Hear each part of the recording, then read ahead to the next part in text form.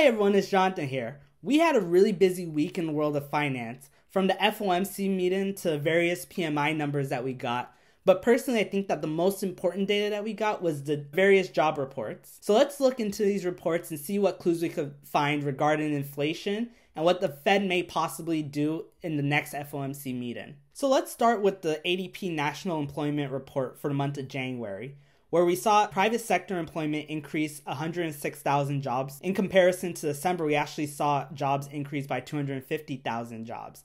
So we saw a massive decrease in job growth. And really most of this decline can be put on the goods producing sectors. We saw jobs decrease in the construction sector by 24,000 jobs, which is a massive difference from what we saw in December, where we actually saw the construction sector up 41,000 jobs. But it was really the goods producing sector that really drove this number down. Now, in the service producing sectors, we did see about 109,000 jobs created. Most of these jobs were in leisure and hospitality, just like it was in the December report. But we did see some softness in the jobs growth in that sector, where in January we saw 95,000 jobs created, but in December we saw 123,000 jobs created. So that is a really good sign for the service sector. When it comes to trade, transportation, utilities, we did see a massive decline there, with that sector losing 41,000 jobs in the month of January, compared to 24,000 that lost in December. But we can also say that trade, transportation, utilities are somewhat tied with goods producing, because think about it, if you produce a table, let's just say, for when you produce that table, you have to now put it in a truck and ship it off to whoever it's going to be sold to, or whoever bought it. So if there's now less demand for that, then that will automatically kind of drag down transportation as well. When we look at job changes by region, we see that the South is still leading a lot of the job growth. I personally think that this may be because we're seeing huge migrations away from high tax states like New York and California to states with more favorable tax policies like Florida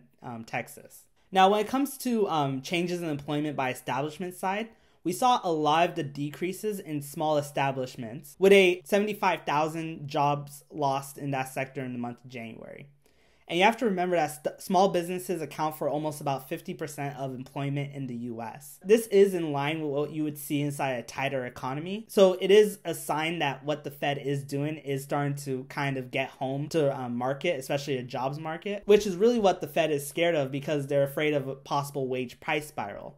So if we do see more softness in the labor market, then there's a lower chance of us possibly ending up in a wage price spiral. So when we look at pay, overall pay was pretty much flat in January, which is a good sign because, again, like I said, with the wage price spiral, you don't want to see pay growth increase too much more, or at the aggressive pace it has over the past year or two. So the only real outlier this month was the fact that in the information sector, we did see pay growth decline from 7% to 6.6%, which does make sense because information is like information technology, which is like tech jobs.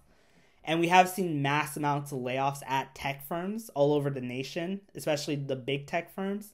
So it does make sense we are seeing a little bit of softness in wage growth in that sector. So the other report that we got was the jobs report from the BLS. In that report, we actually got a really shocking number to upside in terms of job growth, where we saw 517,000 jobs created in the month of January, which was 2x the number that we saw in December of about 223,000 jobs. And the unemployment rate fell from 3.5% to 3.4%. So the jobs report is comprised of two surveys, the household survey and the establishment survey. And pretty much the difference between the two surveys is where they pull their data from.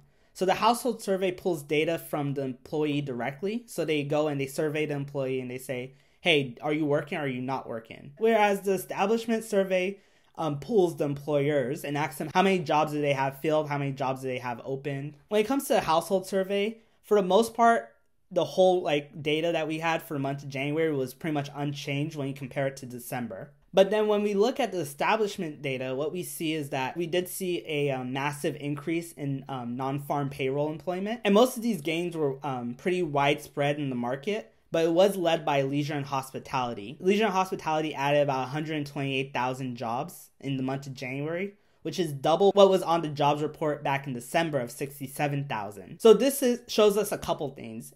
First thing is that it seems like leisure and hospitality is really kind of leading the way in terms of this job growth. It is somewhat concerning because this is not what the Fed wants to see. The Fed wants to see these jobs kind of go away.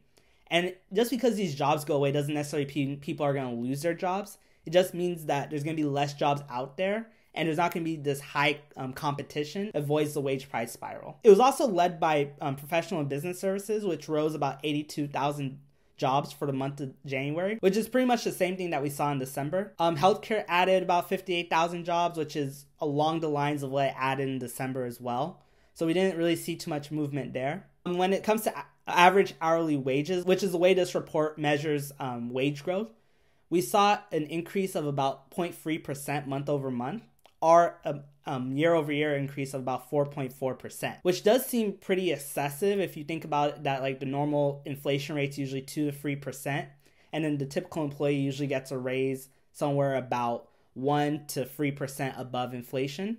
But when you compare this number to the PCE inflation, which is what the Fed likes to use to gauge inflation, they don't use the CPI like most of the market does, because the CPI really reflects more of how consumers are being affected, whereas the PCE kind of strips away some of what's happening with CPI and looks more at like the market and how inflation is hitting the market more broad-based. The fact that we have PCE right now at about, I believe, non-core PCE is about 5% right now on the most recent reading that we had. So 4.4 is actually a kind of a good place to be because we are below PCE inflation. So when we look at these two reports, it seems like all eyes are on the service sector, excluding housing, because we already know that housing is starting to fall. We see it with the rent prices, with home prices as well. So we kind of have, I guess you could say, housing in the bag.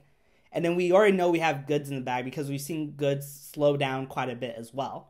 So really what's left now is the service sector. And it seems like the leisure and hospitality sector is still very strong. But my thinking is that a lot of people who work in leisure and hospitality, they tend to be very transitory employees, with the sense that like usually people who work leisure and hospitality are working it because they want to pay off debt, or they want to save up money, or they're in school. That's like the best way they can make money, or they need the flexibility of that industry. Even though we do see massive increases in jobs being created in the leisure and hospitality space, as fast as it's jumping, it can also collapse as well. But what I think is most important when it comes to a lot of this job data is not the actual job growth numbers that are really that important. What's important is the wage growth numbers. And even though we may see more and more jobs being added to the market, what we really have to focus on is how much our wages growing.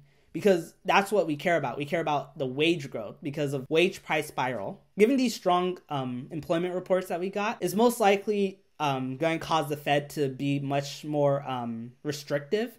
And I think that this definitely does push up the possibility of us getting to a terminal rate over 5%. So in terms, we're probably going to get at least 50 basis points worth of hikes before the Fed finally pauses. So this isn't a foregone conclusion. The only saving grace we have right now is that we continue to keep getting inflation reports that show disinflation, and that trend continues. If we keep getting disinflationary inflation reports, but we keep getting strong jobs reports, then maybe the Fed might get their way and actually have a soft landing, which is where we're able to bring inflation down without absolutely destroying the market and destroying the job market. And the Fed successfully fulfills their dual mandate of maximum employment while keeping prices stable. But history does suggest that this isn't possible. So we'll really have to just pay attention to see if the Fed actually pulls it off. And you may be thinking, how can this be possible if historically it's never happened?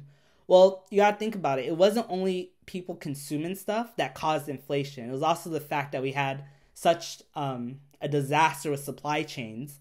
And the fact that we're starting to see a lot of these supply chains start to clear up. This is why we're seeing a lot of layoffs in the transportation sector, because these supply chain issues are not as big of an issue as they once were. So that's causing prices to ease more as availability of goods does start to hit the market. But I think moving forward now, all eyes are going to be on the inflationary reports, especially the CPI, the PPI, and the PCE reports. Luckily, we still have another 6 weeks before the FOMC meets again. They will have quite a few inflation reports, about anywhere from about 1 to 2 months worth of reports. So if we do continue to see disinflation, we'll be in the green and our stocks will continue to go up. Thank you guys so much for watching. Please like, share, and subscribe, and I'll see you in the next video.